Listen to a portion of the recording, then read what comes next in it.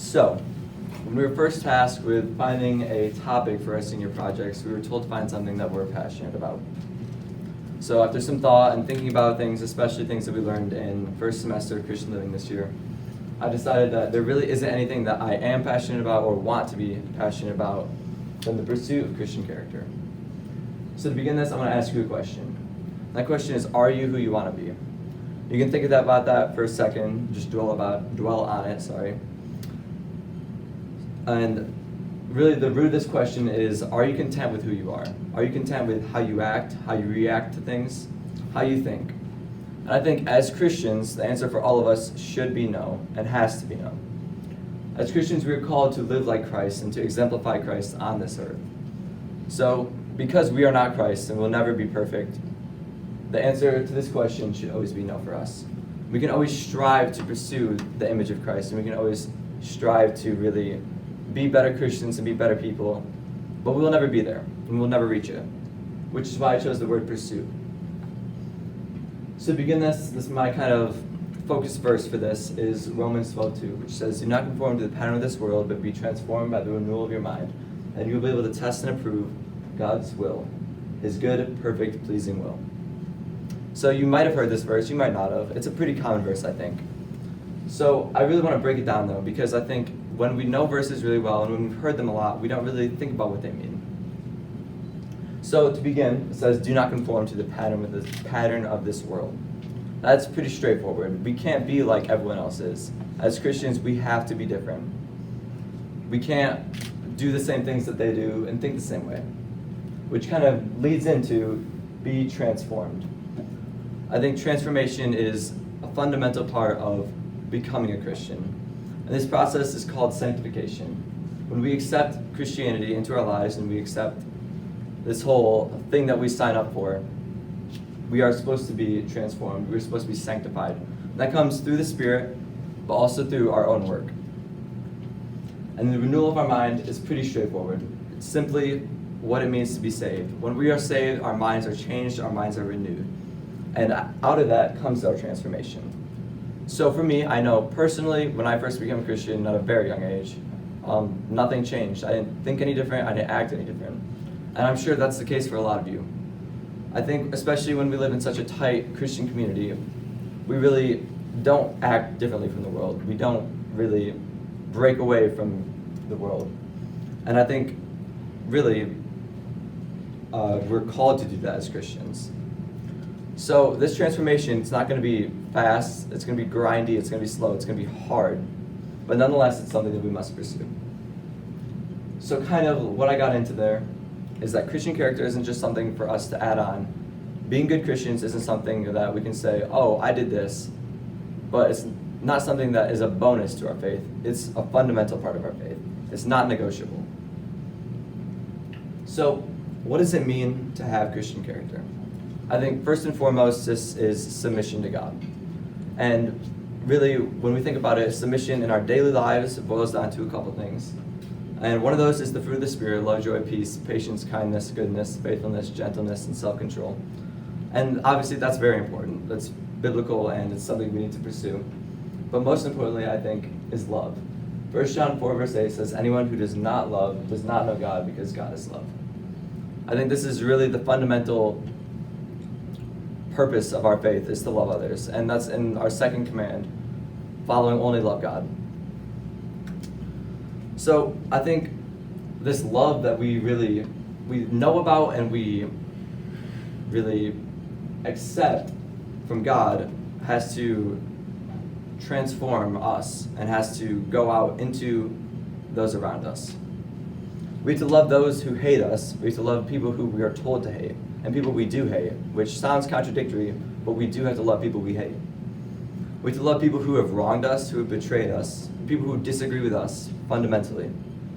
We have to love people who cut us off in traffic or write things on Facebook we don't agree with. Those are the people we have to love more than anyone. And this isn't some tough love, oh, I'm going to tell you you're in the wrong here because I love you. It's not something like that. This is the grace of Christ that we have to show. And we can't discriminate who we love. It's not our choice to discriminate.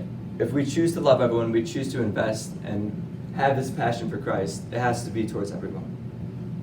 So, really, to answer this question, how do we develop Christian character? I looked at 3 perspectives, kind of, to really get a broad look at it. The first of these perspectives is Scripture.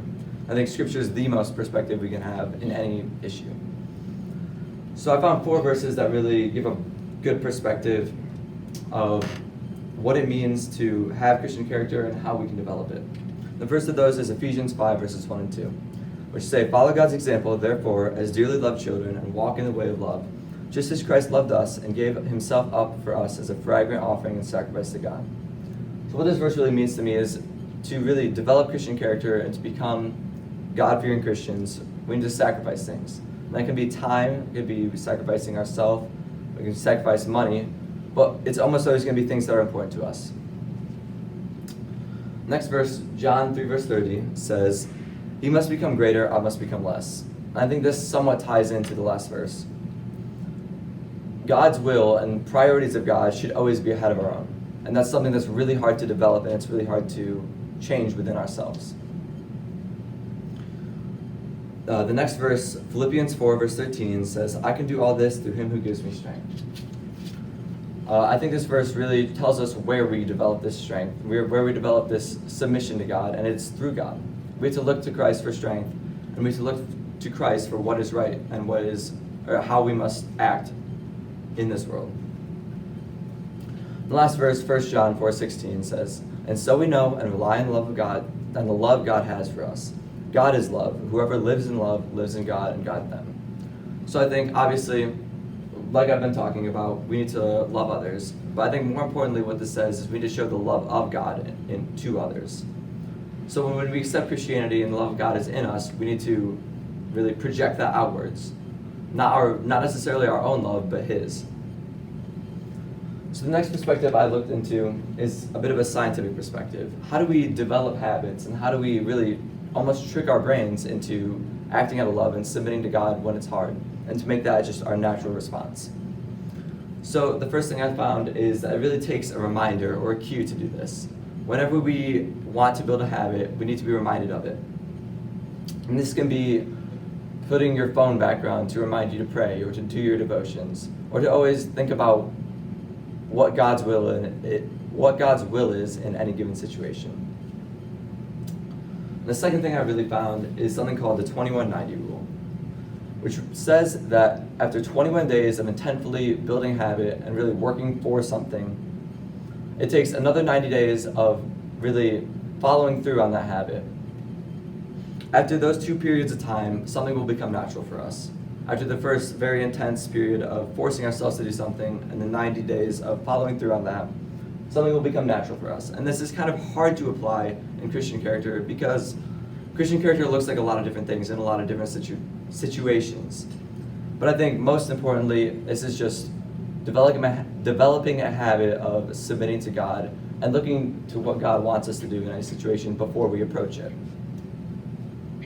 The last perspective I looked at is 2 wise people that I view as spiritual leaders to myself.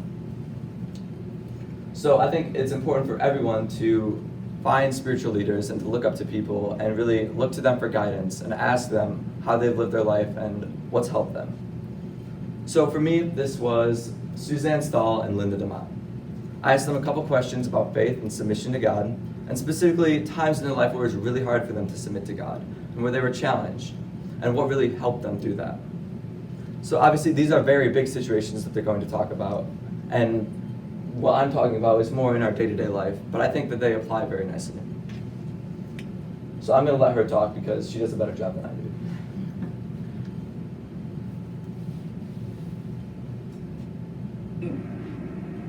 This felt like God was saying, I have a place for you in Nigeria, would you like to go? And we felt that we had no reason not to go. We needed to submit to what God was asking us, and there was no excuse to stay back in Michigan. As a couple and as individually, that we decided to have a mission statement for our marriage so that you could run, you know how you can filter things through the mission statement, whether it's your school or yourself.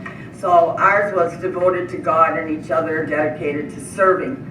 So anything that we were asked to do, we would try and filter that through that mission statement and see if it follows into God's leading. When I was in my early 20s, then I had a brother that was killed on a construction site of my father's. That was a hard time for me. That was a really hard time for our family. You didn't talk about it, so everybody kind of dealt with it different. And there were some rough struggles in my extended family, and those lasted quite a while. A couple times in Nigeria where we were very, very lonesome, probably the most ever. And yet, as we prayed, God would say, but I'm not going to leave you. I asked you here. There were times where Satan tries to say, this was stupid, you're away from your family, and we had to just pray over top of Satan and say, no, you're not going to ruin, because we know this came from God. For me, when my brother was killed, that was a hard thing to understand why, but through that I claimed the verse of God brings you through circumstances so that you can help other people that are going through some kind of the same circumstances. So through that, I was working at school, and there were different ones. Chris Knosson, who had lost her brother, and her and I developed a friendship and took a lot of walks, and I could kind of relate what she was going through, and it just helps to have somebody else that would walk alongside them beside their family. And I really felt that was one of the reasons that I could say, I know what you're going through and it's awful. And so that was my verse that really I've used different times when I think about my brother's death. So I think the most important thing to take away from this is we need to find accountability in others. So for her, it was having the mission statement with her and her husband, where anything that happened, they would run it by each other and run through that mission statement so they could make the right decision. And she also touched on finding accountability through God and through ourselves. Like she said, when she was in Nigeria, it was really hard for them, and they really didn't know if they should stay there. And they really sought out God and really asked Him, is this the right thing? And they received their answer, and they stuck to it. So now the second interview I did is with Mrs. DeMott.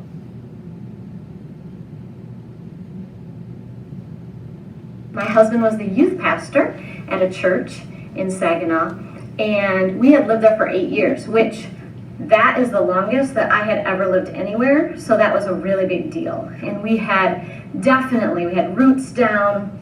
We had friendships that had developed in that time. We had a church that we loved. We had a house that we loved and a town that we loved. Our pastor, that was his boss, was getting ready to retire. And so we just really kind of figured that we were being prepared to step into a new role at that church.